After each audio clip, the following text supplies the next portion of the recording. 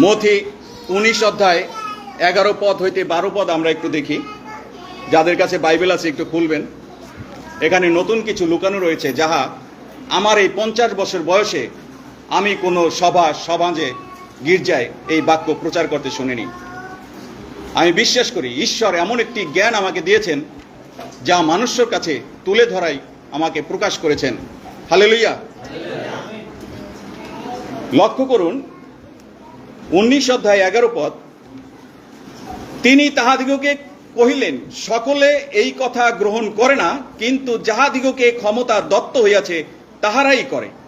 কারণ এমন নপুংসক আছে যাহারা মাতার উদর হইতে সেই রূপ হইয়া জন্মিয়াছে, আর এমন নপুংসক আছে যাহাদিগকে মানুষ নপুংসক করিয়াছে, আর এমন নপুংসক আছে যাহারা স্বর্গ রাজ্যের নিমিত্ত আপনাদিগকে নপুংসক করিয়াছে। যে গ্রহণ করিতে পারে সে গ্রহণ করুক। কি বুঝলেন? আমেন। কিছু বুঝতে পেরেছেন? নতুন কিছু? নপুংসক শব্দের অর্থ কি আমরা জানি? আমরা হয়তো অনেকে জানি, কিন্তু কারা জানি? একটু হাত জাগাবেন প্লিজ। নপুংসক শব্দের অর্থ কি? হিজড়া। এই হিজড়াকে পবিত্র বাইবেলে স্বর্গের নিমিত্ত তৈরি করা হয়েছে। একটু আগে বলেছিলাম God can make new things, বলেছিলাম it is God creation, God can be make everything, because ঈশ্বর আপনাকে জানেন, আমাকে জানেন। এই অঙ্গ প্রত্যঙ্গ সবকিছুই তাহার দ্বারা হয়েছে। এই নপুংসক হচ্ছে থার্ড জেন্ডার।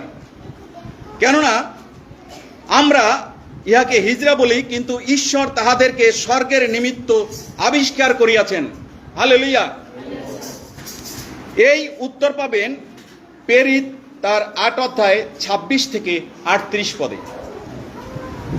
একটু সাহায্য করবেন, কেউ বাইবেল নেবেন?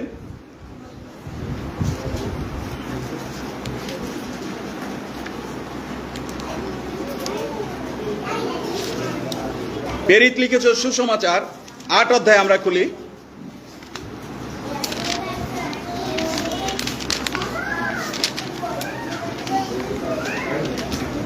এখানে আমি সংক্ষিপ্ত আকারে একটু বলছি।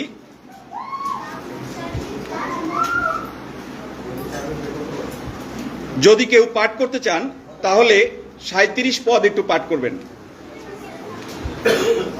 37 থেকে 38 এই 2 লাইন একটু পাঠ করবেন। পরে তিনি রথ থামাইতে আজ্ঞা করিলেন, আর ফিলিপ ও নপুংসক উভয়ে জলের মধ্যে নামিয়া, এবং ফিলিপ তাহাকে বাপ্তিস্ম করিলেন। আর যখন তাহারা জলের মধ্য হইতে উঠিলেন, তখন প্রভুর আত্মা ফিলিপকে হরণ করিয়া লইয়া গেলেন, এবং নপুংসক আর তাহাকে দেখিয়া পাইলেন না। ফলে তিনি আনন্দ করিতে করিতে আপন পথে চলিয়া গেলেন। আমেন। দেখেছেন, ঈশ্বরের রাজ্যের জন্য তাহাকে তৈরি করা হয়েছে। কারণ ইথিওপিয়ান রানী কান্দাকির ধনকোষের হিসাব রক্ষক ছিলেন এই নপুংসক। আর সেই যে দায়িত্ব তিনি গ্রহণ করতেন তাহা ছিল এক রাজ দরবারের প্রধান দায়িত্ব। এই ইথিওপিয়া ছিল আফ্রিকার রাজধানী। এই আফ্রিকার রাজধানীর সেই কান্দাকি রানী এর আগে সলোমনের সময় ছিলেন শিবার রানী। কিন্তু যীশুখ্রিস্টের জন্মের পরে যীশুখ্রিস্ট এই বাক্য বিস্তার করিবার জন্য তাহাকে মনোনীত করিয়াছিলেন। আর তিনি ছিলেন সেই কান্দাকির ধনকোষ, ধন সঞ্চরণ যা হয় সেই হিসাব রক্ষক ছিলেন, প্রধান কর্মকর্তা ছিলেন সেই নপুংসক। আর তিনি তাহাকে মনোনীত করলেন, এবং ফিলিপ সেখানে গেলেন, এবং ফিলিপ তাহাকে যিশুর বাক্য প্রচার করাইলেন। আর তিনি যিশুর বাক্য শুনে বাপ্তিস্ম গ্রহণ করিলেন, এবং সমগ্র আফ্রিকায় এই যীশুখ্রিস্টের বিষয় প্রচার করিলেন। সেই আফ্রিকায় আজও সেই খ্রিস্টীয় ধর্ম বলবৎ রয়েছে। হালেলুয়া।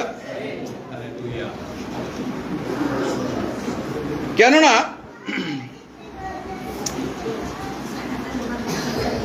তিনি শাস্ত্র পড়িলেন।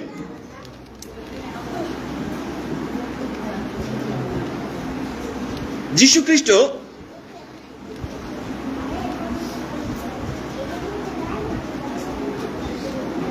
যে বিষয় প্রচার করতে চেয়েছেন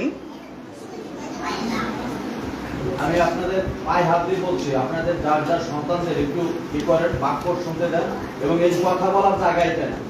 আপনারা একটু বাচ্চাদের টেক কেয়ার করেন। সেই সময়ে ফিলিপ ভাওবাদী কি করে তাহাকে পাইয়াছিলেন? তিনি আফ্রিকা থেকে জেরুসালেম ধ্যান করতে আসতেছিলেন, সেই জেরুসালেমের গির্জায়। তখন যীশুখ্রিস্ট ফিলিপকে বলেছিলেন, তুমি ঘষার রাস্তা দিয়ে হাঁটো, তাহলে তুমি তাহাকে পাবে এবং তাহার কাছে আমার সাক্ষ্য উপস্থাপন করো। অতএব সেই সময় সেই নপুংসক শাস্ত্র পড়িতেছিলেন, কেননা তিনি শাস্ত্র পড়িলেন, তিনি হত হইবার জন্য মেষের ন্যায় নীত হইলেন এবং লোমচ্ছদকের সম্মুখে মেষ শাবকের যেমন নীরবতা থাকে সেইরূপ তিনি মুখ খুলিলেন না। হালেলুয়া।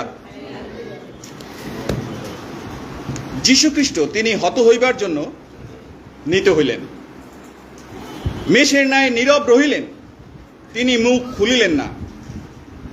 যিশু কি তাহার পরাক্রম শক্তি দিয়ে সকল কিছু ধ্বংস করতে পারতেন না? যিশুর কাছে কি সেই ক্ষমতা ছিল না? তিনি যদি বলতেন তোমরা আমার কাছ থেকে সরে যাও, তাহাকে কেউ স্পর্শ করতে পারত না। কিন্তু যীশুখ্রিস্ট যে প্রার্থনা করেছিলেন, আমাদের কি মনে আছে? একটি প্রার্থনা করেছিলেন, প্রভু আমার ইচ্ছাতে নয় তোমার ইচ্ছা মতে হোক, আমেন। এই প্রার্থনার জন্য যীশুখ্রিস্ট নিজের শক্তিকে প্রচার করেন নাই। তিনি হত হইবেন, তিনি জানতেন এই হত হইবার জন্য যে মর্মভেদী যন্ত্রণা আমাকে ভোগ করতে হবে, তাতে যদি পিতা এবং পুত্রের মধ্যে একটু ছেদ পড়ে তাহলে পড়ুক না, তাতে কি হয়েছে? কিন্তু ঈশ্বর তো আমাকে রক্ষা করিবেন। হালেলুয়া। অতএব তিনি নীত হইলেন আমাদের জন্য, কারণ মানুষের পাপ অধর্মচারিতা একসাথে প্রকাশ করিয়াছে।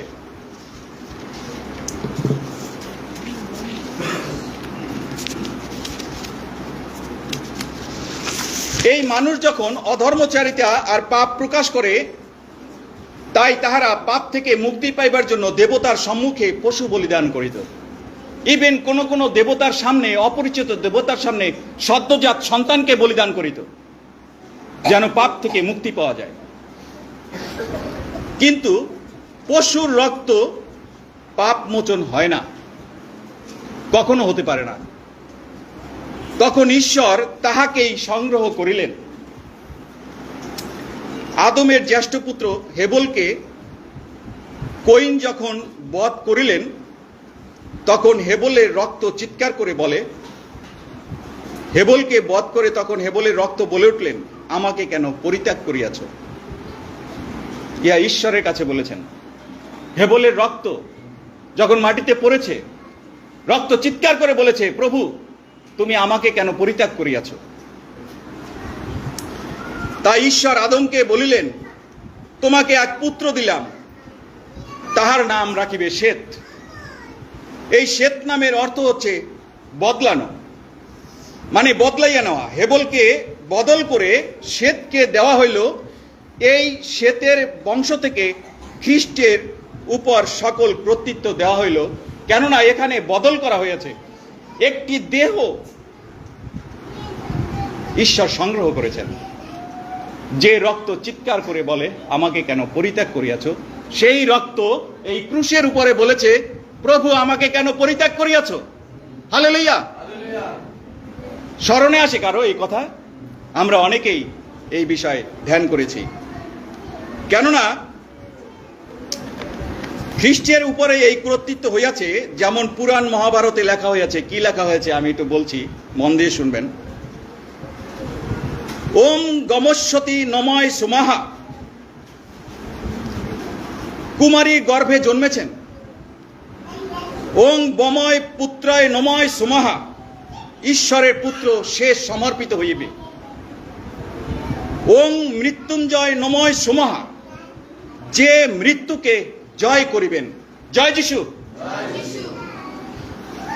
এই যে উক্তি পুরাণ মহাভারতে রয়েছে, তাহা কেউ প্রকাশ করে, কেউ প্রকাশ করে না।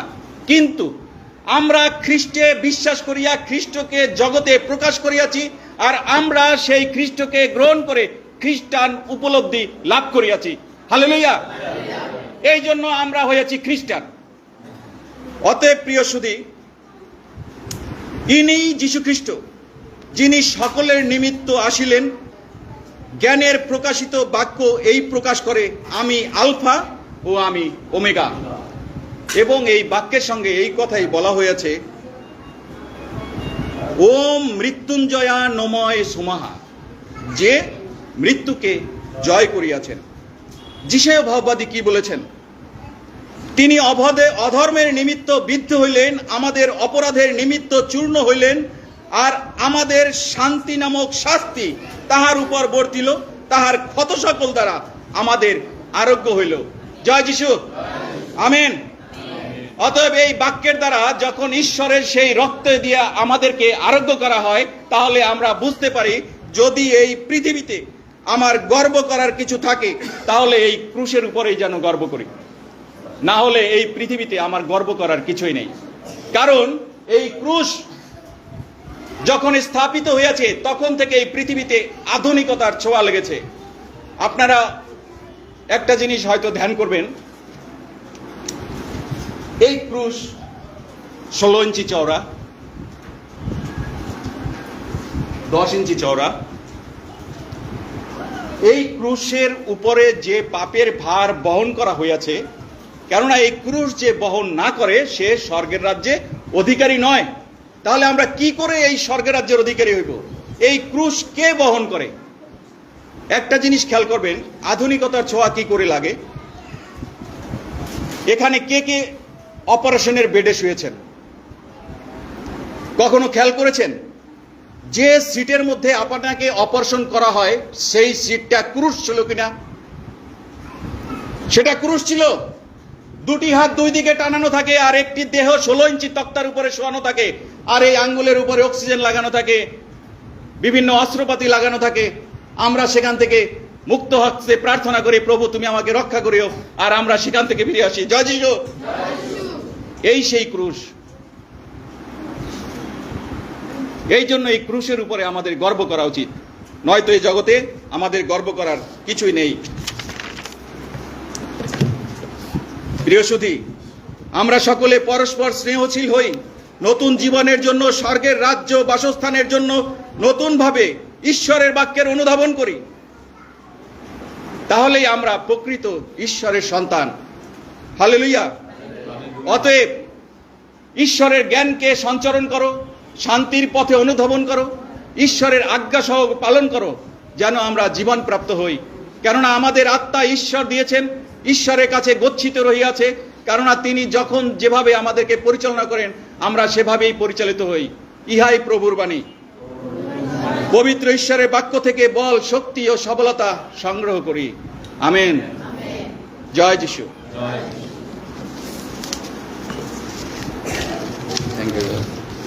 আমরা ধন্যবাদ জানাই আমাদের ভাইকে, যে সত্যি আজকে